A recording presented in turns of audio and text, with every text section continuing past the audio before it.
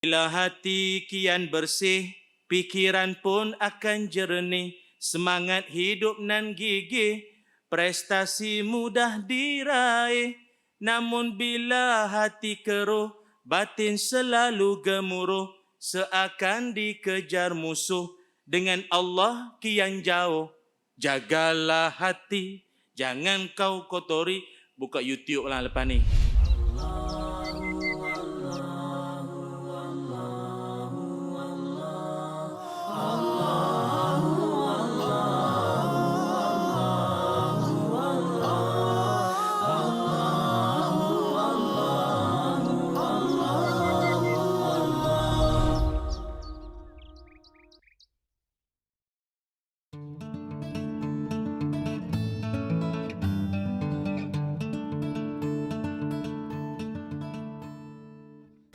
Assalamualaikum warahmatullahi wabarakatuh. Bismillahirrahmanirrahim. Alhamdulillahi rabbil alamin. Wassalatu wassalamu ala rasulillah wa ala alihi wa sahbihi ajma'in. Allahumma aghnina bil ilmi wa zayyinna bil hilmi wa akrimna bit taqwa wa jammilna bil afiyah. Amin ya rabbal alamin. Amma ba'du. Alhamdulillah, syukur dan puji dipanjatkan kehadrat Allah Subhanahu wa taala dengan izin, ketentuan dan kasih sayangnya. Sekali lagi Al-Kuliah bertandang ke sebuah lagi masjid untuk sama-sama kita nak membincangkan topik yang menarik insya-Allah pada kesempatan kali ini. Dan terlebih dahulu saya nak mengajak semua para penonton di rumah atau di mana saja anda berada untuk sama-sama kita nak merasai kemeriahan jemaah maupun audien yang turut bersama dengan saya, iaitu jemaah dari Masjid An-Najihin Bandar Seri Permaisuri Ceras, dan kita nak dengar semangat, suara semangat semua orang sini. Apa khabar semua? Alhamdulillah. Dah makan? Yang tu dia bercampur punya dalum dah semua ada. Tak apalah. Begitulah juga para penonton di rumah, diharapkan semuanya dalam baik-baik saja insya-Allah. Para penonton yang dimuliakan, insya-Allah pada kesempatan kali ini akan saya kongsikan tentang satu tajuk, mudah-mudahan ianya bermanfaat. Tajuknya ialah berkaitan tentang terapi jiwa. Dalam kehidupan kita, setiap manusia menginginkan kebahagiaan, ketenangan, keceriaan, malah kegembiraan dalam hidup. Ceria, bahagia, tenang, semuanya ini sumbernya adalah dari hati. Baik itu kita dalam kehidupan, kita tak lari daripada soal hati. Sungguh, memang kalau kita dalam bahasa sembang-sembang kita pun, kalau kita dapat hadiah, dipanggil cendera hati. Hati kat ujung. Dapat sumbangan, namanya sagu hati. Kalau ada satu orang kita sayang, namanya buah hati. Kalau kita happy, gembira, senang hati. Dia tak senang otak, ada senang hati. Kalau sedih, susah hati. Naik atas jalan raya, hati-hati di jalan raya. Orang tak ada otak-otak di jalan raya. Padahal otak pun penting, tapi hati juga. Dan rupanya dalam Quran sendiri pun Allah Subhanahu wa taala menyebutkan bahawa nak menghadap Allah nanti juga kau mesti datang membawa hati. Hati yang macam mana? Kata Allah dalam Quran, a'udzubillahi minasyaitonirrajim. Yauma la yanfa'u malun wala banun illa man atallaha biqalbin salim. Ila akhiril ayah, sadaqallahul azim. Kata Allah, hari di mana tidak ada gunanya lagi anak pinak dan hartamu, kecuali engkau datang menghadap Allah dengan membawa hati yang sejahtera. Walaupun tafsiran ulama, hati yang sejahtera itu ada yang disebutkan sebagai hati yang bebas daripada syirik. Ada yang menyebutkan hati yang ikhlas. Dan tak terlepas juga ada ulama menafsirkan hati yang tenang, hati yang bahagia. Apa sumber hati yang tenang? Tak lain tak bukan sentiasa berhubung dengan Allah Subhanahu wa taala. tubuh badan kita, dia ada letih dan dia ada penat. Kita kan manusia kan musafir dalam kehidupan. Musafir menuju mana? Kampung abadi kita. Di mana kampung kita? Wal akhiratu khairun wa abqa. Akhirat itu yang kekal dan yang lebih baik. Itulah kampung kita. Artinya kita semua ni adalah warga akhirat. Kita bukan warga dunia. Dunia ni kita, kalau boleh dibahasakan, pendatang kita ni. Dengan izin Allah. Dengan izin Allah. Bukan yang Tuhan. Ni dengan izin Allah. Tapi dah namanya pendatang, jangan duk buat perangai macam pemilik atas dunia ni. Lalu, bila kita namanya musafir, orang musafir jalan, pasti dia ada penat, ada letih.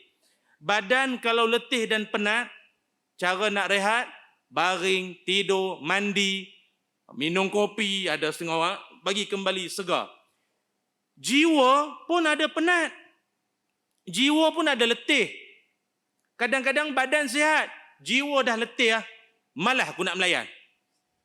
Ingat aku demuk sangat nak melayan. Letih aku. Badan tak letih sangat. Jiwa tu letih. Rupa-rupanya Allah Ta'ala menghidangkan kepada kita ramuan untuk rawatan kepada jiwa yang letih ialah aqimis salata li zikri, dirikan semayang untuk ingat kepadaku. Apa kelebihan ingat pada Allah? Ala bi zikrillah tatmainnul qulub. Ingatlah pada Allah, atau hanya ingat pada Allah, hatimu kan tenang. Malah Nabi pun pernah sebut kepada Sayyidina Bilal bin Rabah, arihna bis salah ya Bilal. Wahai Bilal, rehatkanlah kami dengan semayang. Rupa solat adalah suatu bentuk kerehatan, khususnya jiwa. Pasal apa pentingnya rehat jiwa ni? Macam ni. Kita ni tuan-tuan, lebih-lebih lagi menjelang tahun 2020, ada satu kajian dibuat. Menjelang 2020, masalah gangguan mental sakit jiwa adalah penyakit paling bahaya selepas sakit jantung. Menjelang 2020, nombor satu, jantung. Dan banyak dah kes-kes yang kita dah dengar dah, meninggal dalam tidur, jantung, macam-macam kita dah dengar dah. Nombor dua, penyakit paling bahaya lepas jantung, setengah orang cakap kencing manis, salah. Kencing member, salah. Penyakit paling bahaya lepas sakit jantung ialah gangguan mental, tekanan jiwa, masalah jiwa. Dan rupa-rupanya tuan-tuan, pada tahun 2008, ni cerita ni Malaysia ni, bukan Maldives, Malaysia. Tahun 2008, rakyat Malaysia yang mengidap ataupun kita katakan pesakit mental, tahun 2008 dulu adalah sejumlah 400,227 orang. Dan jumlah itu akan bertambah setiap tahun 2,000. Maknanya dunia makin maju seiring dengan makin ramailah tekanan mental. Dia ada setengah orang tanya, Ustaz, tekanan mental ni gila ke? Tak semestinya. Tak semestinya. Saya bukan doktor lah. Ini pendapat daripada kawan-kawan yang pakar lah. Dia tak semestinya gila. Kata setengah orang kampung, wire putus. Tak. Dia kalau tekanan mental, wire ada. Cuma salah soket. Atau salah plug. Dia salah cucuk. Aquarium pergi ke TV pergi peti air macam tu lebih kurang. Dia salah tu. Sebab itu orang yang tekanan mental ni kadang-kadang, dia pakai smart, cantik, lawa, duduk elok. Tapi kadang-kadang, dia datang, dia punya angin satu macam, datang. Baik itu tuan-tuan yang dirahmati Allah, kalau mengikut kajian doktor-doktor yang lebih pakar dalam bidang ini, ada sakit mental yang lebih teruk, dia dipanggil MDD atau Major Depressive Disorder ataupun kemurungan, murung. Tension, dengar ceramah pun tension, moncong daripada bagi salam. Bila nak habis? Baru bagi salam, tanya bila nak habis. Sabar. Tenang, baru mula. Ataupun ada juga penyakit atau tekanan mental juga yang disebut BD, Bipolar Disorder. Ini pun semacam juga perubahan gangguan mood yang drastik. Tadi daripada ketawa, nangis tiba-tiba. Nangis pula, drastik. Dia tak ada ambil masa sekejap, tak ada. Ha ha ha ha ha. Itu something wrong. Baik itu tuan-tuan, apa yang boleh saya kongsikan, rupa-rupanya akhir zaman mencari ketenangan jiwa adalah buruan kita semua. Ataupun senang faham, meraih ketenangan adalah satu benda yang mahal dalam dunia hari ini. Tak semua orang boleh dapat. Tuan-tuan ingat, dalam dunia, semua benda boleh beli pakai duit? Tak. Kita boleh beli tilam yang empuk, tapi tak boleh beli nyenyaknya tidur. Betul? Nyenyak tak boleh beli, tilam boleh beli. Ada orang atas kapet keras pun boleh tidur. Itu keajaiban. Tilam empuk 2-3 lapis pun tak lena-lena mikir hutang, mikir orang tak puas hati apa, netizen kutuk apa, baru left group apa, tension, tak boleh tidur. Kita boleh beli makanan yang mahal, tapi tak boleh beli selera nak makan. Betul? Walau makanan paling mahal depan mata, tak boleh beli selera. Mangkali ada berita mengejutkan apa, hilang selera, putus selera. Itu benda dalam dunia tak semua boleh beli, termasuk ketenangan jiwa. Sebab itu kalau tuan-tuan pernah dengar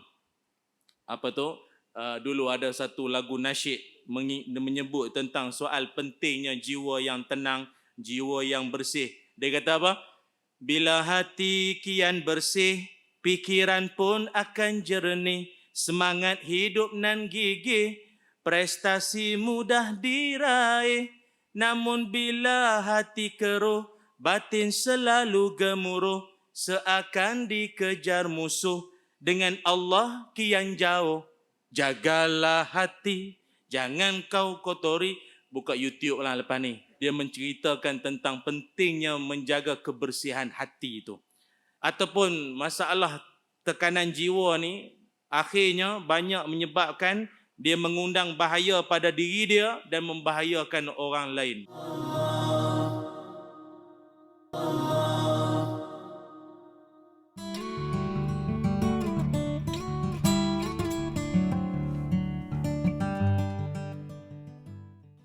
Tensionnya pasal habis semua orang kena dia punya apa? Tempiah. Dia tembak orang, pukul orang, cekik anak sampai mati. Ada. Pukul isteri, bunuh pasangan. Ni semua tak, padahal ada orang cerita, petang semalam saya tengok dia jalan-jalan naik motor dengan anak. Hari ni dia boleh bunuh pasangan dia. Apa cer? Tak betul tak? Kalau dia dah memang ada kad, dah memang duduk dalam, tu cerita lain. Ini boleh petang semalam kau happy-happy dengan anak, hari ni kau bertindak luar daripada logik manusia. Ini kita tak boleh nak faham, tuan-tuan. Dunia akhir zaman ni banyak manusia macam ni. Sebab itu adalah di dada-dada akhbar tuan-tuan biasa dengar kan. Ada remaja umur 16 tahun terlibat dengan bunuh diri. Akibat dia tension sangat dengan hidup dia, entah apa yang dia tertekan sangat. 16 tahun. Apa yang berlaku? Dia terjun daripada tingkat 3 kediaman dia. Tapi yang menarik, sebelum dia terjun, apa dia buat? Dia buat survey dekat media sosial dia. Dia tanya pendapat kawan-kawan follower dia. Apa pandangan kalian? Hidup, mati. Sila undi. Hidup atau mati aku ni patut? Hidup, mati. Buat undian untuk aku. Last kali, dapatan yang dia perolehi, 69% undi, matilah kau. Tuan-tuan, bayang seolah-olah nyawa ni murah sangat. Ingat nyawa ni boleh dapat pagi tadi esok datang balik ke apa? Dah akhirnya bila dah ramai undi 69% undi dia mati. Dia terjun. Allahu Akbar. Teruk tuan-tuan. Bunuh diri ni dalam Islam agama sangat melarang. Sebab apa? Dalam hadis Rasulullah sallallahu alaihi wasallam Nabi bersabda, "Man qatala nafsahu bi syai'in fid dunya, uzziba bihi yaumal qiyamah."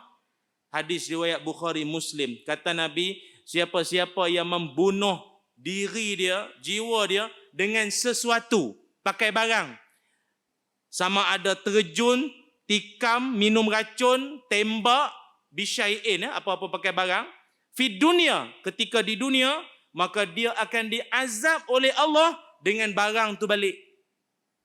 Dengan barang tu balik, dengan cara tu balik. Macam mana? Kata Nabi, khalidan mukhalladan fiha abada. Selama-lama. Kalau dia mati, terjun, dia akan terjunlah nanti kelak di akhirat dalam neraka sampai bila-bila. Kau nak sangat terjun kan? Allah Ta'ala marah orang macam ni. Kau seolah-olah mendahului takdir. Kau nak lawan kuasa aku. Terjunlah kau. Kau minum racun, kau minumlah apa bahan daripada neraka tu. Pecah isi perut, elok balik, minum lagi. Sampai bila-bila. Oh dahsyat tuan-tuan. Fikirlah banyak, fikir panjang-panjang. Dunia sementara ya. Teruk di akhirat nanti. Allahu Akbar. Ada budak tingkatan 1 pun ada. Di sekolah, naik ni apa tu, bumbung sekolah, nak terjun. Kes cinta tak berbalas. Sebab itu tuan-tuan yang dirahmati Allah sekalian, agama kita menyediakan jalan bagi orang-orang yang ada masalah jiwa, tekanan perasaan, ada penyelesaiannya, ada solusinya. Apa di antara penyelesaiannya? Beberapa akan saya kongsikan. Pertama sekali, nombor satu, kalau ada di kalangan ahli keluarga kita, na'udzubillah, jadikan ini sebagai panduan kita bersama. Pertama sekali ialah, nombor 1, dia punya rawatan dia, ataupun caranya itu, nombor 1 sekali ialah doa. Nombor 1 doa. Kenapa saya katakan doa? Di zaman Nabi Muhammad sallallahu alaihi wasallam dulu, ada satu orang sahabat Nabi sallallahu alaihi wasallam, yang mana Nabi satu ketika tengah round jalan sekitar masjid, tiba-tiba Nabi ternampak ada satu orang sahabat namanya Abu Umamah radhiyallahu an. Nabi nampak Abu Umamah duduk di masjid, lalu Nabi pun tanyalah Abu Umamah, mali araka jalisan fil masjid fi ghairi waqti salah. Wahai Abu Umamah, apa yang kau buat, kau duduk-duduk di masjid di waktu bukan waktu semayang? Atau senang faham, waktu ni kebiasaan orang kerja, office hour. Kau dah duduk di masjid dah ni, kau tak kerja ke? Seolah-olah Nabi nak macam tu lah. Ini time orang kerja. Kau duduk awal sangat datang masjid ni. Rupanya Abu Umamah dia bagi tahu Nabi, dia tu keadaan dia apa? Humumun lazimatni wa duyun ya Rasul. Saya stres. Saya tension. Hutang banyak. Oh, tu cerita dia. Maknanya zaman Nabi dulu pun wujud perasaan-perasaan stres ni ada. Lalu Nabi pun memberikan panduan. Kata Nabi, afala uallimuka kalaman iza anta qulta azhaballahu hammaka wa qada anka dainaka. Maukah aku ajarkan kamu kalimah yang mana kalau kamu amalkan kalimah ini, Allah akan hilangkan kamu punya stres, tekanan, dan kamu punya masalah hutang tu dipermudahkan Allah kasih settle. Mau tak mau? Jadi sahabat Abu Umamah dengar Nabi offer, bala. Bala ni maknanya, iyalah, nak lah. Bahkan, ya nak. Lalu Nabi pun mengajarkan. Ni doa tuan-tuan pun tahu. Allahumma inni a'udzubika minal hammi wal hazan. Wa a'udzubika minal ajzi wal kasal. Wa a'udzubika minal jubni wal bukh. Wa a'udzubika min ghalabati daini wa qahrir rijal. Amin ya rabbal alamin. Minta berlindung pada Allah Ta'ala daripada kurang lebih ada 8 perkara. Pertama, minta berlindung daripada gelisah dan sedih. Berlindung daripada sifat lemah dan malas. Berlindung daripada pengecut dan bakhil. Minta berlindung daripada bebanan hutang dan penindasan manusia. Itu antaranya. Dan apa yang berlaku lepas daripada tu, Abu Umamah kembali ceria, masalah semua settle. Baik itu ulama mencadangkan, bacalah doa ini 2 kali di waktu pagi, 2 kali di waktu petang. Ya. Jadi yang pencen-pencen, banyak masa, lagi banyaklah bacakan doa ini. Mudah-mudahan. Tapi ini bukan bermakna, siapa-siapa yang hutang PTPTN tak bayar tu baca ayat ni. Oh, dia pergi depan pejabat kaunter PTPTN, Allahumma inna walhanam wa batidaini wa qahrir rijal. Ditiupnya pegawai PTPTN tu. Bukan, hilang nama dalam sistem. Oh, senang sangat. Janganlah macam tu.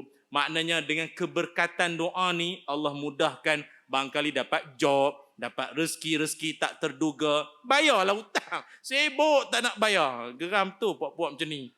Aduh, bayarlah hutang tu. Cuma menarik, tengok dalam doa tadi, Allahumma inni a'udzubika minal hammi wal hazan.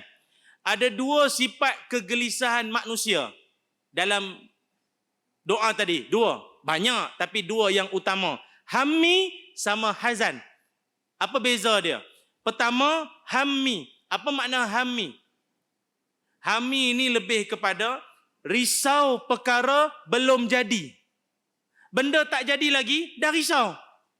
Katalah kita nak buat program. Risau dah. Ada orang ke? Siapa nak datang ni? Okey tak okey ni? Kita buat ni hujung minggu ke, hari cuti ke, hari orang kerja. Berapa orang nak datang? Dia risau. Benda tak jadi lagi, dia dah risau. Ataupun anak bagi tahu nak kerja askar, nak kerja polis. Mak dia kata, tak payahlah, cepat mati. Astaghfirullahalazim. Ada tak orang macam ni? Ada. Benda belum jadi. Yang kedua, al-hazan. Al-hazan maknanya, ni lain pula. Menyesal, benda dah jadi. Kalau tadi risau, benda belum. Yang ini, benda dah jadi kan? Menyesal melampau-lampau. Lampau-lampau dia punya menyesal. Menyesal aku kerja kat sini. Menyesal aku duduk dalam ceramah, duduk paling depan, tak boleh keluar. Menyesal. Menyesal. Menyesal aku kahwin dengan dia padahal anak dah 6. Menyesal. Menyesal aku bagi idea macam-macam dekat surau. Tak lantik pun aku jadi pengurusi. La ilaha illallah. Apa cerlu bro? Come on brother. Kau nak menyesal apa? Dia kalau dalam hal ini, setan pula. Syaitan. Syaitan suka ni. Jenis-jenis orang macam ni. Jenis menyesal tak tentu arah ni. Syaitan suka. Syaitan ni, dia ada jenis-jenis tau. Dia ada portfolio dia. Ada syaitan kerja kacau rumah tangga. Ada syaitan kacau orang semayang. Ada syaitan kacau ketika dalam urusan perniagaan. Ada syaitan kacau ketika orang sedang diuji. Dia membisikkan pada kita kegelisahan. Ataupun suami isteri. Dia membisikkan kekurangan. Engkau boleh sabar dengan isteri macam tu. Kau ingatlah dulu kau punya ex dulu. Kau punya ex makwa kau dulu lagi bagus kau tahu. Penyayang, caring, ambil berat. Kau tengok bini kau tak boleh pakai mulut. Tengok. Mana ustaz tahu skrip ni? Agak kita lah. Takkanlah saya pernah dengar pula. Jadi ingat. Kalau apa diuji ujian yang datang kepada kita, jangan sampai menyesal tak tentu arah. Semuanya serah pada Allah. Qadarullah. Ini semua sudah ketentuan Allah. Allah lebih tahu apa yang terbaik buat hamba dia. Apa yang pertama? Untuk menangani ataupun terapi jiwa. Nombor 1, doa.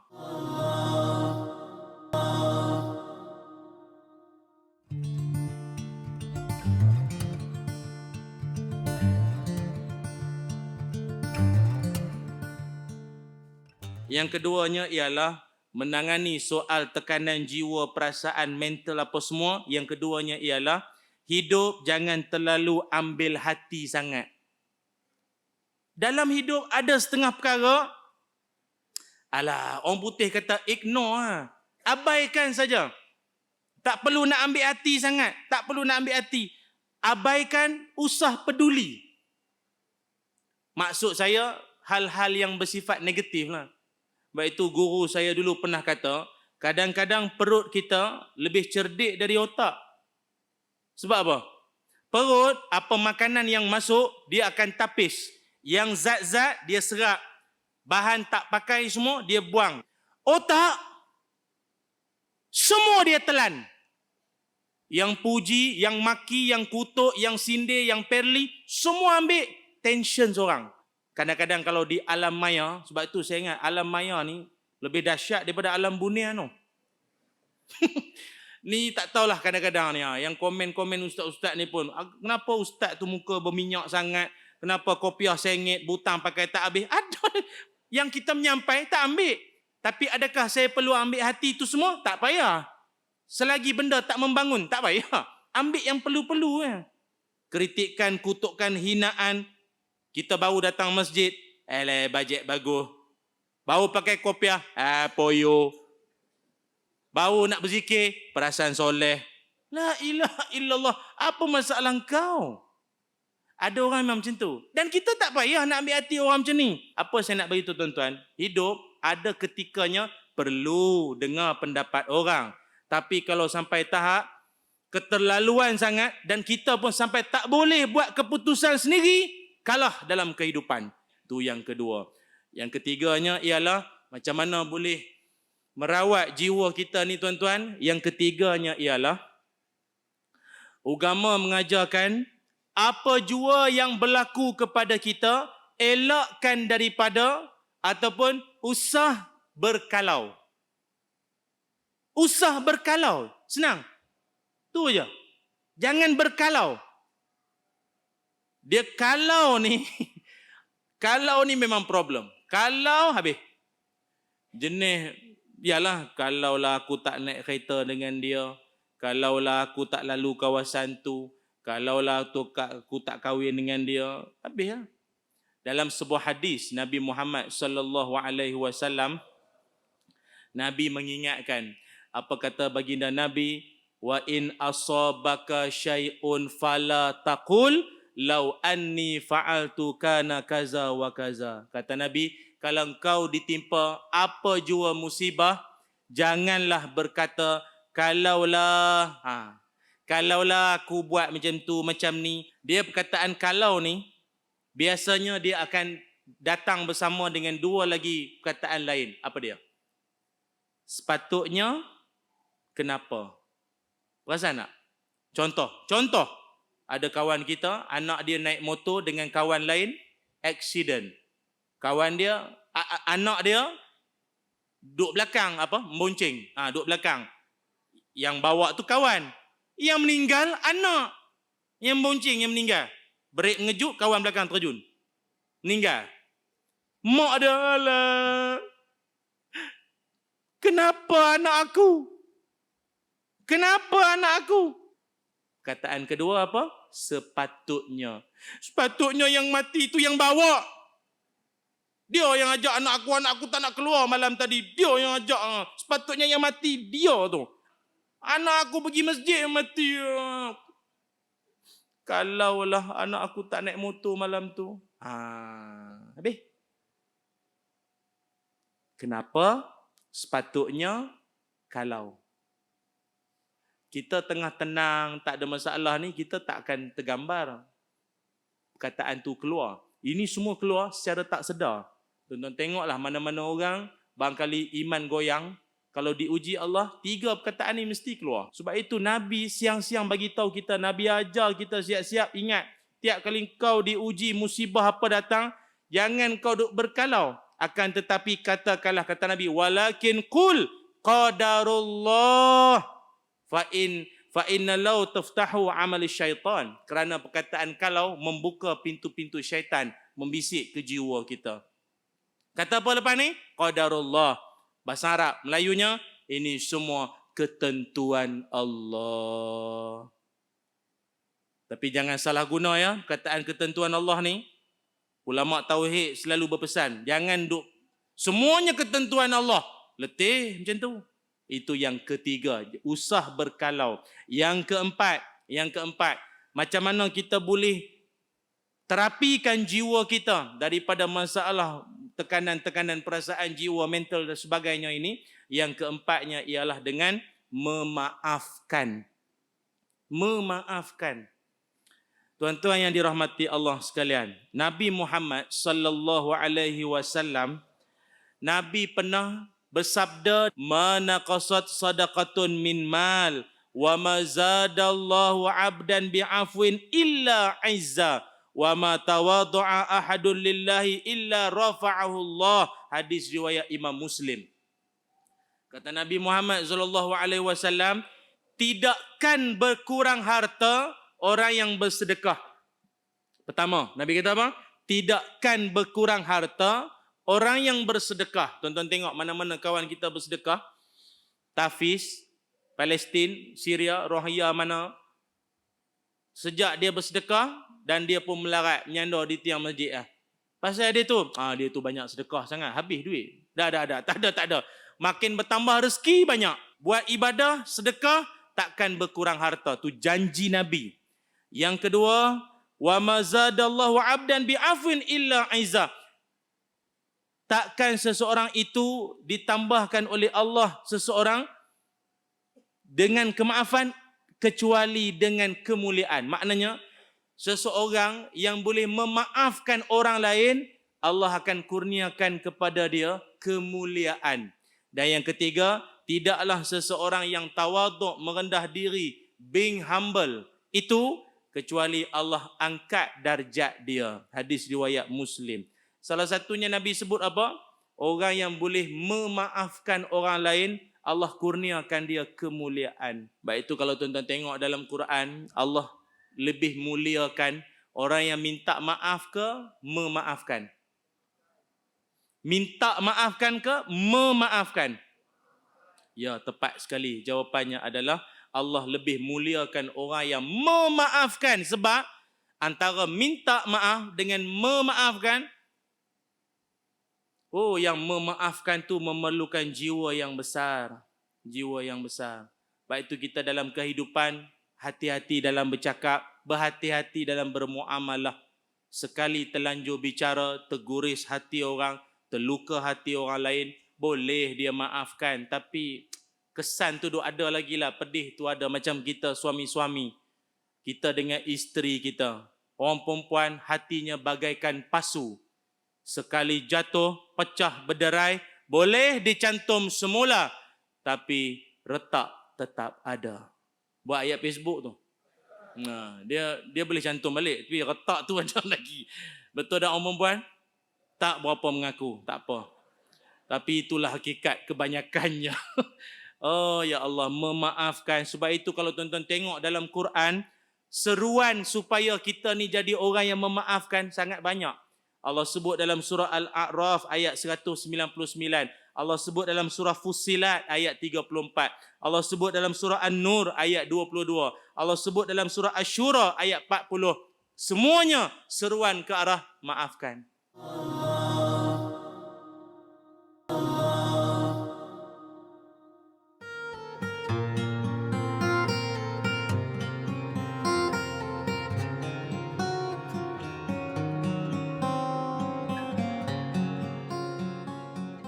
Cerita lah tuan-tuan ya. Ni jujur cerita lah ya, jujur. Kita ni dalam hidup, pernah tak kadang-kadang kita terasa hati dengan isteri kita, suami kita, anak-anak kita, malah mak kita sendiri, ayah kita sendiri, pernah tak terasa hati? Kadang isteri kita cakap yang sampai kadang-kadang melampaui batas, kita pun tak sangka. Kadang-kadang orang perempuan datang dia punya, tak tahulah dia punya apa ya, datang musim-musim tak tentu dia tu marah tu, sampai kadang-kadang mencabar kelakian tu. Tambah. Lagi teruk, cerai. Suami tu, ya Allah, kecil besar aku tengok engkau. Mujurlah kuasa talak tu ada pada laki-laki. Ada sabar lagi. Kalau orang perempuan ada pada dia kuasa talak, tak tahulah kita tuan-tuan, nasib kita. Hari kena cerai. Lambat balik, cerai. Ni malam ni lambat balik ni, cerai. Bayar lambat yuran anak, cerai. Marah orang perempuan. Tak, ni perempuan di Baghdad ni, bukan sini. Sini solehah semua, termasuk para penonton di rumah. La haula wala quwwata illa billah. Maafkanlah ya, maafkan. Kalau yang nenek-nenek, mbah-mbah ya, mbah wedok, mbah lanang, maafkanlah cucu-cucu. Kadang-kadang cucu, time cuti sekolah cucu nak balik, pening atuk tu. Tok Ki, opa, atuk, alah balik lagi budak-budak ni. Remote aku hilang. Jumlah ikan dalam akuarium kurang. Tu yang ramai nenek-nenek tiap kali cuti sekolah, ramai pergi umrah. Tak, saya tak faham. Cuti sekolah, ramai nenek yang pergi umrah. Apa kes? Sepatutnya yang ramai budak sekolah. Tak, nenek yang ramai. Oh, lari dari cucu ya. Tak larat, melarat. Cucu pula jenis boy kuasa 5. Hoi. Maka dalam isu ini, saya kongsi dengan tuan-tuan. Apa kita nak buat? Apa kata Allah? Kata Allah, a'udzubillahi minasyaitonirrajim. Ya ayyuhalladzina amanu inna min azwajikum wa auladikum aduwwan lakum fahzaruhum. وَإِن تَعْفُوا وَتَصْفَحُوا وَتَغْفِرُوا فَإِنَّ اللَّهَ غَفُورٌ رَحِيمٌ. Sadaqallahul azim. Wahai orang-orang yang beriman, sesungguhnya ada di antara istri-istri kamu dan anak-anak kamu yang menjadi musuh bagi kamu. Kalau dah kata musuh, artinya ada benda dia buat kita tak senang hati. Kita tak suka. Ataupun adalah kekurangan di sana sini. Oleh itu, awaslah serta berjaga-jagalah kamu terhadap mereka. Hati-hati. Maknanya, Tuhan mengajarkan, tenang. Kau ingat. Sedar. Kau mesti dalam keadaan sedar. Sedar sekejap. Sedar apa?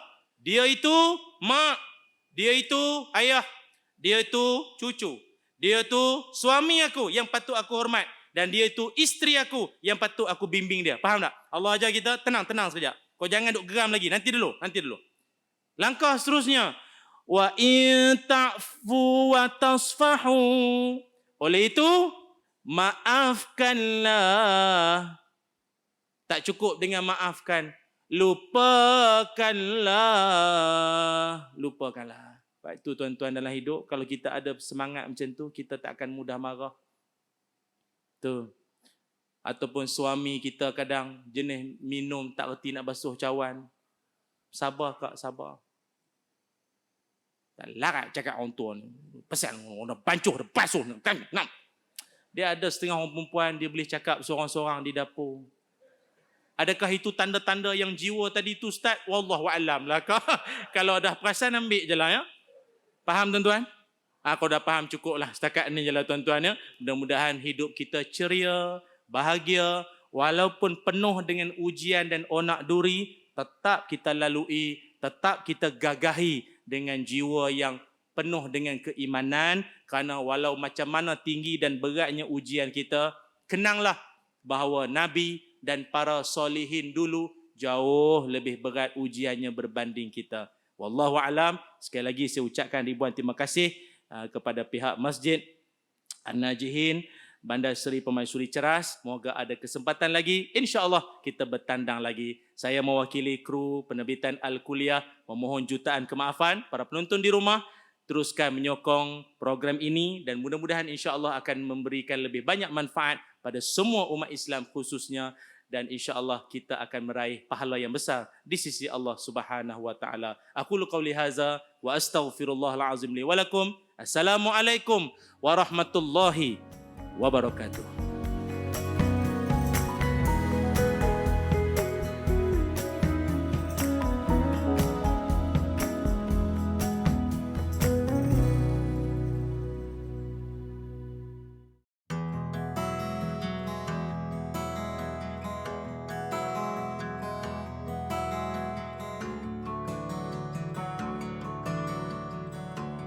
Teknologi hari ini berkembang begitu pantas, yang mana teknologi ini banyak manfaatnya dan banyak juga mudaratnya. Ramai daripada kita bila mana tidak tahu menggunakan teknologi ini untuk manfaat, maka kita telah menggunakannya untuk memberi keburukan yang banyak. Antaranya media sosial. Yang mana media sosial hari ini adalah satu wadah untuk nak kita menyebarkan informasi ataupun kita berkongsi cerita. Tetapi hari ini media sosial sudah menjadi satu medan untuk kita menyebarkan aib-aib peribadi. Yang mana Nabi SAW pesan kepada kita, perintahkan kepada kita untuk nak menjaga aib saudara seagama kita. Yang mana dalam sebuah hadis Nabi SAW bersabda, "Man satara mu'minan fid dunya, satarahullahu yaumal qiyamah." Siapa yang menutup aib, iaitu aib pribadi saudara seagamanya, maka di akhirat nanti Allah akan tutup aibnya. Di dunia ini kita boleh lagi sorok aib kita, tetapi di akhirat nanti, di masa semua makhluk boleh melihat kita punya dosa, masa tu aib kita lebih besar dan kita akan merasa lebih malu kalau Allah tak tutup aib kita. Tapi hari ini manusia lebih banyak menyibukkan diri dengan aib orang lain dan lupa tentang aib diri sendiri. Dan ada juga manusia yang berbangga pula dengan dosa-dosa yang dilakukannya. Sedangkan Nabi SAW bersabda, kullu ummati mu'afa illa al-mujahirin. Setiap daripada umat aku ini boleh diampunkan oleh Allah kecuali orang-orang yang sengaja menzahirkan, yang berbangga-bangga menzahirkan dosa-dosa yang dilakukannya. Semoga kita menjadi hamba Allah yang boleh menutup ataupun menjaga aib saudara seagama kita dan juga diri kita sendiri. ربنا اعترفنا بأننا اقترفنا وآننا أسرفنا على لظى أسرفنا يا ربنا اعترفنا بأننا اقترفنا وآننا أسرفنا على لظى أسرفنا فتب علينا توبة